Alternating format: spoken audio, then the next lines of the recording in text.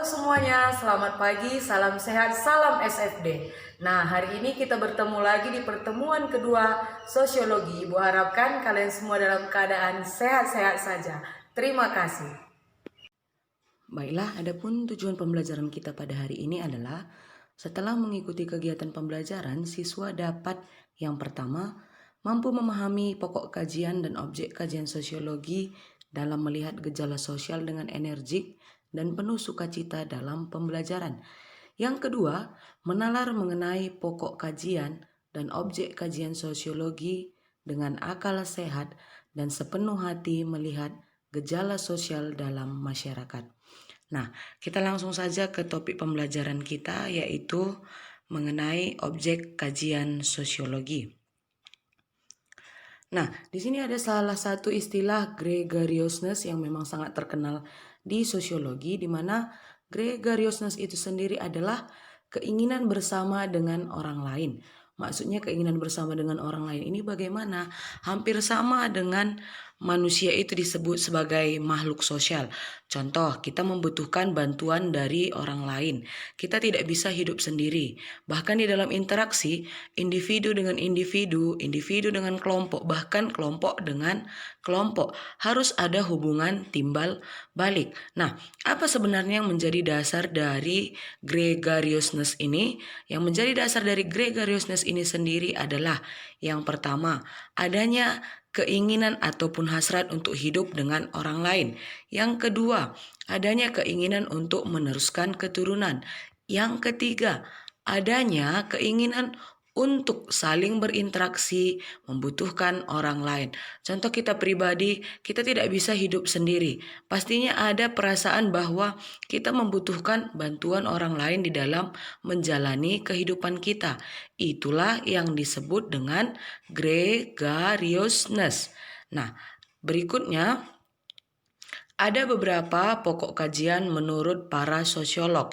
Para sosiolog ini sendiri adalah ahli-ahli sosiologi. Yang pertama dulu kita ambil dari Emil Durkheim. Emil Durkheim sendiri mengkaji pokok kajian sosiolog itu adalah fakta sosial. Apakah yang dimaksud dengan fakta sosial ini? Fakta sosial ini adalah realitas sosial. Salah satu contoh dari realitas sosial itu adalah pengangguran. Nah, jadi dia mengkaji bahwa sosiologi ini benar-benar melihat bahwa di tengah-tengah masyarakat itu banyak sekali realita-realita sosial yang dapat dijadikan contoh atau yang dapat dijadikan ilmu pengetahuan. Tidak hanya mengkaji, tetapi Emil Durkheim ini sendiri berusaha untuk berupaya bagaimana supaya menyelesaikan masalah-masalah ataupun fakta-fakta sosial dan realitas sosial yang terjadi di tengah-tengah masyarakat. Yang kedua ada Karl Marx. Karl Marx sendiri mengkaji mengenai konflik sosial. Konflik sosial ini adalah masalah yang terjadi ataupun pertentangan yang terjadi di tengah-tengah masyarakat.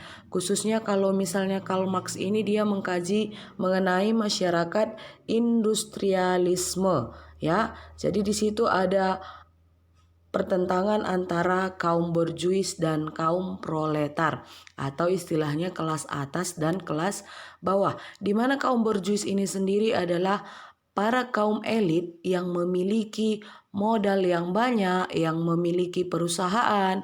Nah, sementara proletar ini adalah mereka para buruh.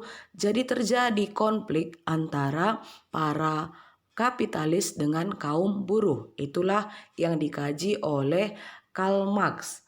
Nah, yang berikutnya ada Max Weber.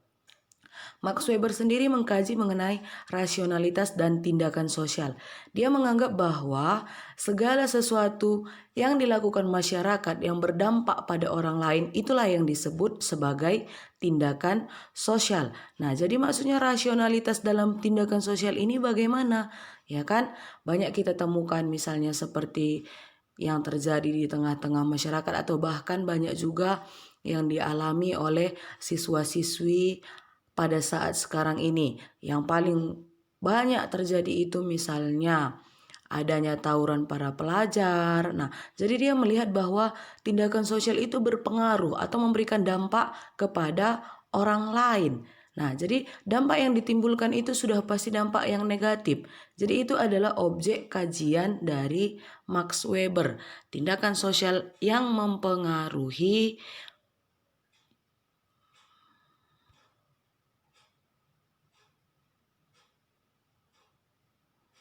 Nah, berikutnya ada Wright Mill. Wright Mill ini sendiri melihat bahwa kajian itu menemukan konsep khayalan sosiologi. Khayalan sosiologi ini maksudnya bagaimana? Contoh misalnya, di satu daerah itu terdapat satu pengangguran, ya. Nah, jadi satu pengangguran itu adalah dianggap masalah. Bagaimana cara penyelesaiannya? Pasti lebih gampang ketika menangani satu masalah di pribadi tersebut, yaitu contohnya bagaimana hayalan sosiologi ini nakku fungsinya adalah untuk menemukan apa saja hal-hal yang bisa dilakukan untuk memperbaiki kesalahan pada individu tersebut. Maksudnya di sini adalah kita dapat menemukan jati diri pada individu tersebut lalu mengembangkannya sehingga dia bisa mendapatkan pekerjaan atau bahkan melakukan pekerjaan yang layak dan sesuai dengan kemampuannya. Tapi apabila di satu wilayah tersebut terdapat puluhan ribu pengangguran, ini menjadi salah satu masalah yang sangat pelik. Kenapa? Karena untuk menangani yang 1.000 tersebut sudah pasti jelas berbeda dengan menangani yang satu itu tadi. Nah, lalu berikutnya ada Peter Berger. Peter Berger ini mengkaji realitas sosial. Dia lebih mengkaji mengenai apa yang memang benar-benar nyata terjadi di tengah-tengah masyarakat. Seperti yang sekarang kita alami ini, bisa dikatakan selama wabah corona banyak hal-hal yang terjadi. Itu juga dapat dijadikan realitas sosial, tetapi bukan ke arah apa itu virus corona, tapi lebih ke arah bagaimana dampaknya di tengah-tengah masyarakat, baik dari segi pendidikan, ekonomi. Nah, ini sangat berpengaruh. Jadi ini adalah realita sosial. Yang berikutnya lagi adalah objek kajian sosiologi secara umum. Dia nanti ada dua. Yang pertama itu adalah objek kajian sosiologi material. Yang kedua, objek kajian formal. Nah, perbedaan antara objek kajian sosiologi, objek material, dan objek formal ini adalah kalau dia objek material ini, dia berupaya untuk mengkaji apa-apa saja gejala-gejala sosial, struktur sosial, proses-proses sosial yang terjadi di masyarakat, interaksi sosial. Nah, jadi wujudnya itu ada, nyata. Sementara objek formalnya ini adalah lebih kepada masyarakatnya. Maksudnya lebih kepada masyarakatnya adalah bagaimana masyarakat itu berinteraksi, bagaimana masyarakat itu melakukan tindakan-tindakan sosial. Itulah yang disebut sebagai objek formal. Nah, berikutnya lagi adalah macam-macam metode penelitian ilmiah. Metode penelitian ilmiah ini ada dua. Ya, ini yang kita bahas adalah metode penelitian secara mendasar saja terlebih dahulu.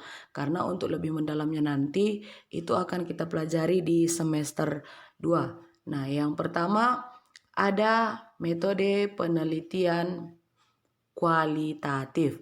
Jadi metode penelitian kualitatif ini adalah metode penelitian ilmiah yang lebih mengedepankan kata-kata atau lebih mengedepankan penelitian yang berbentuk dalam sebuah kalimat. Ya, jadi di dalamnya nanti banyak terdapat penjelasan-penjelasan, teori-teori.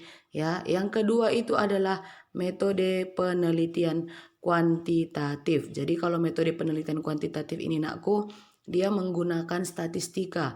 Statistika itu apa? Ya, statistika itu berupa hitungan, berupa angka. Jadi di dalam metode penelitian kuantitatif ini lebih dominan ke angka.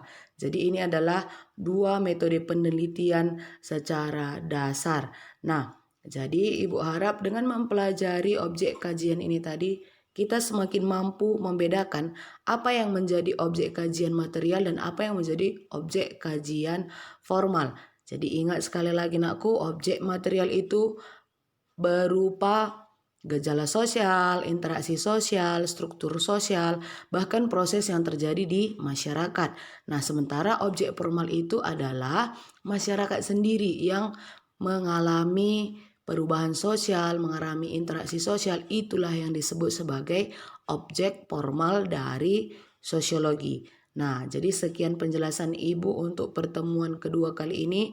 Ibu harapkan kalian dapat memahaminya. Apabila ada yang masih kurang jelas atau ada yang tidak paham, boleh ditanyakan kembali.